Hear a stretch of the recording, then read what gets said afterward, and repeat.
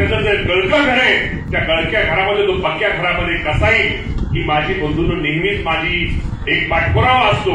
आणि मी मुंबईमध्ये असू द्या, मी पुण्यामध्ये असू द्या, मी कुठेही असू द्या, त्यामध्ये माझ्या इंदापूर तालुक्याला सर्वच विभागातून निधी कसा जास्त मिळेल यासाठी मी प्रयत्न बंधूंनो करत असतो.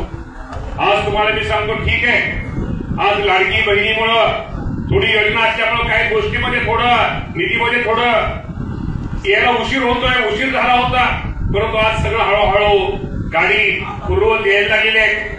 आपल्या पूर्वी भागामध्ये गावातले रस्ते असू द्या, आपल्या गावातले काय आहे एक स्वाभाविक आहे ना, अचानक आपल्याला मिळणाऱ्या तुमच्याही सुद्धा घरामध्ये जे काही इन्कम येत असेल आणि अचानक एक मोठा खर्च निघाला तर इतर खर्चांवर मग थोडासा ताण येतो.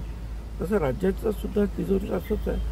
45,000 कोटी रुपये जर वर्षातून काढायचे आहेत बाजूला तर मग इतर या काही गोष्टींना ताण सहन करावाच लागणार आहे. लाडक्या बहिणीमुळे खरंच ताण पडतोय असं आपल्यालाही वाटतं. 100% ते काय कुणालाही वाटणार. 45,000 कोटी जर रोजच्या खर्चातून जर बाहेर काढले त्यांनी, हे काय शिल्लक पडलेले नव्हते सरकारकडे, ते रोजच्या खर्चाचे होते. ह्या सगळ्यांना डिपार्टमेंटला त्यातूनच काढलं आणि ते पैसे. त्याच्यामुळे थोडंसं इतर डिपार्टमेंटला जोपर्यंत हे नीट घडी बसत नाही तोपर्यंत थोडंसं सहन करावं लागणार.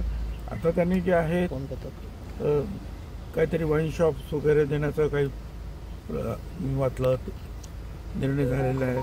वेगवेगळ्या माध्यमातून जे आहे इन्कम कसं वाढेल आणि पूर्ववत कशी परिस्थिती निर्माण होईल त्याचा प्रयत्न करता येतो. नेबर साहेब ते पैसे तो येत नाही असं दत्तात्रय भरणे म्हणाले काल.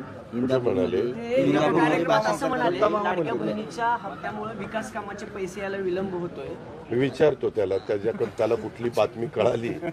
शेवटी तो माझा सहकारी आहे, मंत्री महोदय, त्यांना विचारून क्लिअर करतो कुठल्या अपेक्षेने कुठल्या हेतूने ते बोलले. दादा जयंत पाटलांनी काल प्रदेशाध्यक्षपदाचा राजीनामा दिला राष्ट्रवादी काँग्रेस पार्टी. त्यांच्या पक्षांतर्गत त्यांनी काय करावं हा त्यांचा अधिकार आहे. तू आता एबीपी वाचायचा आहे का, तू एबीपी का सामचा आहे, तू आता संध्याकाळी राजीनामा दिला त्याला आम्ही काय करायचं. तुमच्या सोबत